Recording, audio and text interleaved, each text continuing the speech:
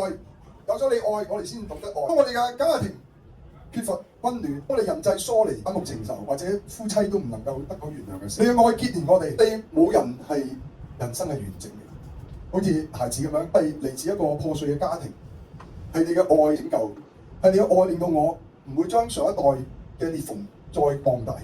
今日我哋睇到阿飽飽嘅成長，我未見嗰個小朋友幾歲大咧已經好中意做運動，原來因為爸媽喺胎教裏面同佢做運動。今日我哋自己或者冇孩子，我哋都可以將我哋嘅愛同佢身邊嘅鄰舍送一杯涼水，或者一個關懷，甚至喺地鐵裏面見到有啲人發癲、情緒失控，你都嘗試為你祈禱，或者甚至有一個默默嘅陪或嘅祝福，讓人世間係有溫暖。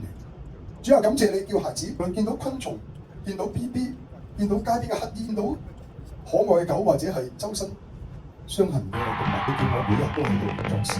你憐憫，原來人間係有真善美。如果有多啲人同我哋陪伴嘅話，有更勇氣入到自己同人哋嘅黑暗當中，人有陪伴，好似主耶穌基督唔嫌棄我哋。喺我哋還作罪人嘅時候，你就道成肉身同我哋經歷。你俾人追殺，俾打窩經咁樣，係咧喺強暴嘅當中，演一路追殺。喺十字架上，唔單止滿身傷痕，你唯一嘅底褲都俾人拎走，一個好羞辱、好冇尊嚴嘅形式離開呢個世界。但神啊，你戰勝咗呢個世界，俾我哋溫暖，你俾我哋有永生，你俾我哋盼望。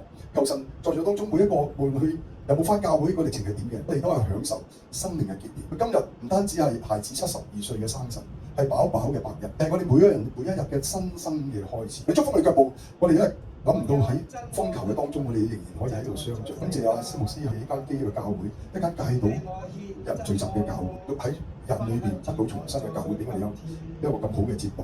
多謝你，多謝蕭宇發牧師，多謝耶穌基督。我哋奉主耶穌基督名，願大家咧散你嘅腳步係得到平安，唔好跌倒。奉主名求，阿門。好，祝大家真多知錯，有了你的真，加埋咧，有了我的愛，世間充滿溫暖。獻上我的真，獻上你的愛，讓真愛散發溫暖。